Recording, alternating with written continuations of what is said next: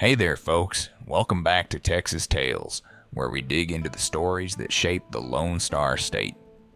Today, I want to tell you about 18 minutes, just 18 minutes, that changed the course of history and created the Texas we know today. It's the story of desperation, revenge, and one of the most unlikely military victories in American history. This is the story of the Battle of San Jacinto. Now, I know what you might be thinking. Another Battle of San Jacinto video. But stick with me here, because the way this battle came together, it's absolutely wild. And I promise you, there are details in this story that'll make you shake your head in disbelief. It's April 21st, 1836. Picture this. You're Sam Houston, and everything is going wrong. 6 weeks earlier, the Alamo fell. 188 men dead, including legends like Davy Crockett and Jim Bowie. 2 weeks after that, Goliad. 342 Texian prisoners executed on Santa Anna's orders. The Mexican army is burning farms, pushing deeper into Texas, and refugees are flooding eastward in what history calls the Runaway Scrape. Your army? You've got about 900 men. Barely trained. Many of them raw recruits who've never seen combat. They're tired, they're hungry, and honestly, they're angry at you. See, Sam Houston had been retreating for weeks. Falling back, always falling back. His own men thought he was a coward. Some wanted to remove him from command. There were even whispers of mutiny. But Houston was waiting for the right moment, the right place. He was a student of military history, and he knew that sometimes patience is the sharpest weapon you have. And on April 21st, 1836, his patience was about to pay off. Let's dive in. Let's talk about the man across the battlefield for a second. Antonio Lopez de Santa Anna, President of Mexico, General of the armies, and in his own mind, the Napoleon of the West. Now, Santa Anna was complicated. He was brilliant, charismatic, and absolutely ruthless. He'd already crushed the Texian rebellion at the Alamo and Goliad. In his mind, this ragtag army of colonists and adventurers didn't stand a chance. And honestly, on paper, he was right. Santa Anna had professional soldiers, uniforms, training, artillery. He'd won every major engagement so far. This should have been a formality, just one more skirmish before he drove the Texians out of Texas for good. But Santa Anna made mistakes. Fatal mistakes. First, he divided his army. Instead of keeping his forces concentrated, he split them up to cover more ground. Classic mistake. Never divide your force in enemy territory unless you absolutely have to. Second, he got cocky. After weeks of chasing Houston's retreating army, Santa Anna started to believe his own press. He stopped being careful. And third, on April 21st, he decided to take a siesta. I'm not making this up, folks. In the middle of a military campaign, with the enemy army just 500 yards away, Santa Anna and much of his army decided to take an afternoon nap. That decision would cost him everything. We're at the confluence of Buffalo Bayou and the San Jacinto River near present-day Houston. The terrain is marshy, with tall grass and scattered oak trees. It's hot, that thick, humid Texas heat that makes your clothes stick to your skin. The Mexican army is camped on a slight rise, their backs to a marshy lake. They've got about 1,200 men. Houston's army is hidden in a grove of oak trees. Here's the thing. Santa Anna had his back to a lake with no easy escape route. If things went south, his army would be trapped. Houston saw this. He knew this was his chance. The morning of April 21st passes quietly. Too quietly. Houston's officers are getting nervous. They want to attack. The men want revenge for the Alamo, for Goliad. They want blood, but Houston waits. He watches. He's looking for something. Around noon, Mexican reinforcements arrive. About 500 men under General Cos. This should be bad news for Houston, right? Now he's outnumbered even more. But Houston sees opportunity. Those reinforcements just marched all night. They're exhausted. And sure enough, after they arrive, Santa Anna orders his army to stand down. Time for an afternoon rest. Around 3:30 p.m., Houston calls his officers together. The meeting is tense. Some accounts say it was heated. Houston takes a vote. Should they attack now or wait until night? The officers are split. Houston makes his decision. We attack now, in broad daylight, against a fortified position, with an army that's never really fought together before. It was insane. It was desperate. It was brilliant. Houston forms his men into two columns, about 900 soldiers in total. On the right, the regular army. In the center, volunteers from various companies. On the left, cavalry under Mirabeau Lamar. And leading the way, two cannons. One of them was nicknamed the Twin Sisters, a gift from the people of Cincinnati, Ohio. The plan was simple. Advance in silence, get as close as possible, then charge with everything they had. At 4:30 p.m., they begin to move. Can you imagine that? 900 men moving through tall grass in the afternoon heat, trying to stay silent, trying not to give themselves away. Every step bringing them closer to an army that, if it was ready, could destroy them. They cross 200 yards of open ground, then 300, then 400. The Mexican sentries are barely paying attention. Most of the army is resting. Some are sleeping. Santa Anna himself is in his tent. Houston's army gets to within 200 yards before anyone sounds the alarm. And that's when all hell breaks loose. The Texans don't stop. They don't form lines. They don't fire and reload like traditional armies. They charge. They're screaming, "Remember the Alamo! Remember Goliad!" They're running full speed at the Mexican breastworks. The Mexican soldiers scramble. They try to form ranks, try to load their weapons, but there's no time. The Texans are already on top of them. The Twin Sisters fire into the Mexican lines at point-blank range. Cavalry sweeps around the flanks, and the main body of infantry crashes into the barricades like a tidal wave. The Mexican lines break, just shatter. What follows is chaos, pure, brutal chaos. The battle becomes a rout. Mexican soldiers are running, trying to escape, but remember, their backs are to the lake. There's nowhere to go. They're trapped. Some try to surrender. In the heat of battle, with memories of the Alamo and Goliad fresh in their minds, many Texians aren't taken prisoners. It becomes a massacre. Houston tries to stop it. He rides through the battlefield, shouting orders, trying to restore discipline. A musket ball shatters his ankle, but he stays on his horse, still trying to bring order to the chaos. The fighting spreads into the marshes, into the water. It's brutal. It's ugly. It's war at its most savage. And when the smoke clears, 18 minutes have passed. 18 minutes. Let me give you the numbers, because they're staggering. Texas casualties, 9 dead, 30 wounded. Mexican casualties, over 600 dead, 200 wounded, and 730 captured. It wasn't a battle. It was the complete destruction of an army. But the most important prize, they didn't get him that day. Santa Anna escaped.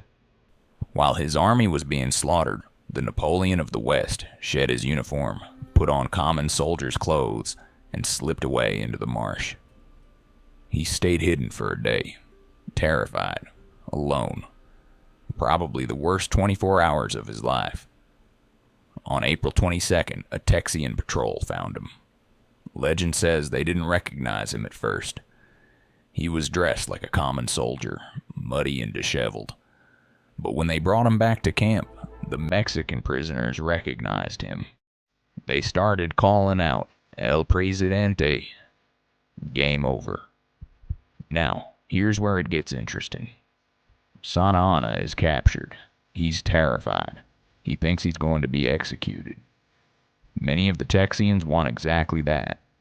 But Sam Houston, still recovering from his shattered ankle, sees bigger opportunity.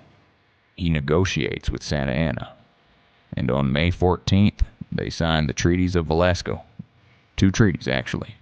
One public, one secret. The public treaty. Mexico recognizes Texas independence. Mexican forces withdraw.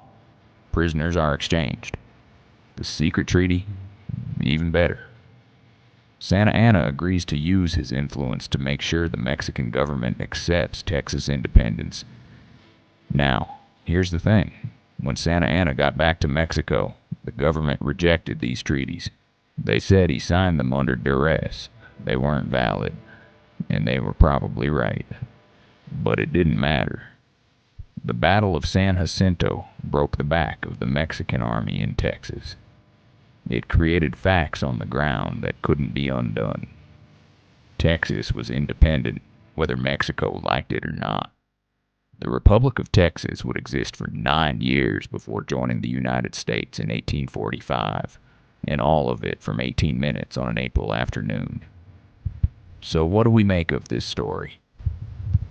On one level, it's a classic underdog tale. A small, ragged army defeats a larger professional force through surprise, determination, and a little bit of luck. But it's more complicated than that, isn't it? The Battle of San Jacinto was born from tragedy. The Alamo, Goliad, the runaway scrape. Hundreds of people dead or displaced. It was a brutal, desperate time, and the battle itself reflected that brutality. Sam Houston became a hero. He'd later be governor of Texas, then U.S. Senator. The city of Houston's named after him. But he struggled with alcoholism and depression for much of his life. The weight of leadership, the memories of war, they never fully left him. Santa Anna? He survived, returned to power in Mexico multiple times, lost a leg in another war, and eventually died in poverty in 1876. History has not been kind to him. And Texas, well, independence came at a cost. The slavery question, tensions with Mexico that would eventually lead to the Mexican-American War, the complicated legacy of manifest destiny and westward expansion. It's messy. History always is. But on April 21st, 1836, something fundamental changed.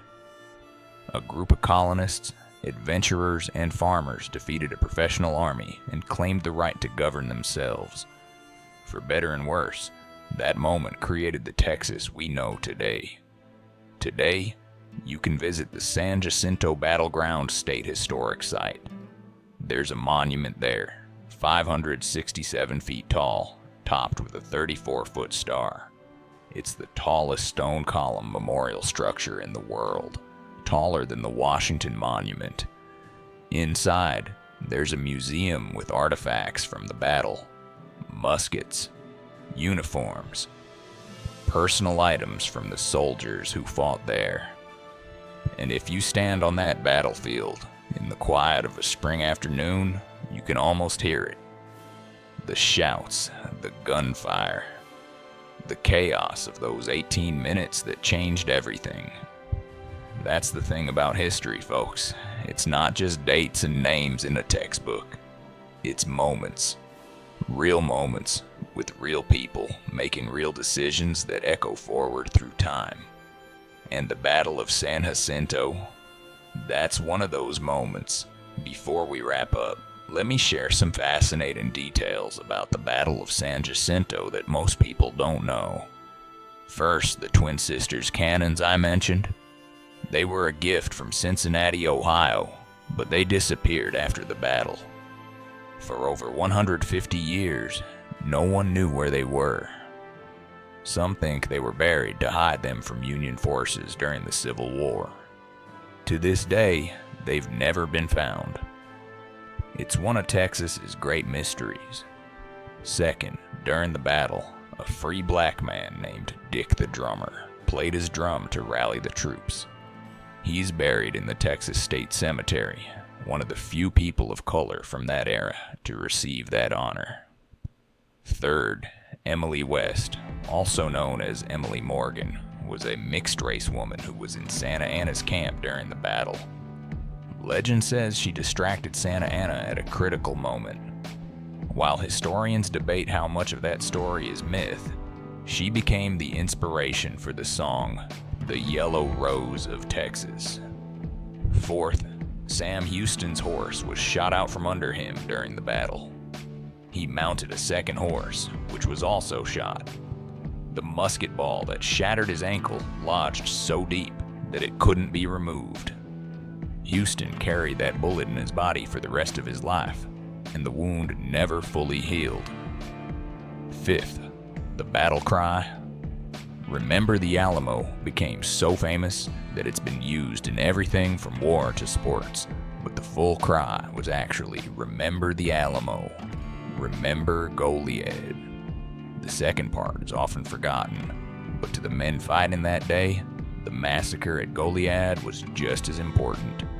And finally, here's something wild. The entire battle took place during siesta time because Santa Anna insisted on maintaining European military customs, even in Texas. That afternoon rest period, so normal in Spanish military tradition, became his downfall. History sometimes turns on the smallest details, so there you have it. The Battle of San Jacinto. 18 minutes that created Texas. It's a story of impossible odds, brilliant strategy, and the kind of desperate courage that comes when you have nothing left to lose. It's also a story of violence, revenge, and the messy reality of how nations are born. When you visit that monument at San Jacinto today, you're standing on ground where everything changed. Where farmers and adventurers became legends. Where a president became a prisoner. Where Texas went from a dream to a reality. The battle didn't end the story, of course. Texas would struggle as an independent nation. Money problems. Border disputes. Questions about slavery that would eventually help lead to the Civil War. Houston himself would face those challenges as Texas's leader. But in that moment, on that April afternoon, none of that mattered. What mattered was 900 men charging across an open field, screaming for their fallen friends, determined to win or die trying. And they won. If you ever get the chance, visit the San Jacinto Monument. Walk the battlefield. Stand where Houston stood. Look out over the ground as Army crossed. Feel the Texas heat on your skin, because that's where it all began. The Texas spirit.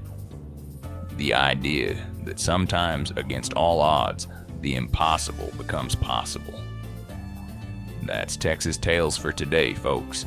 If you enjoyed this deep dive into the Battle of San Jacinto, hit that like button, subscribe to the channel, and drop a comment telling me what Texas history story you want to hear next. There are so many more tales to tell, from the Comanche Empire to the oil boom, from the Texas Rangers to the space race. This state is full of incredible stories, and I can't wait to share them with you. Until next time, remember the past, understand the present, and keep exploring the Lone Star State. Take care, y'all.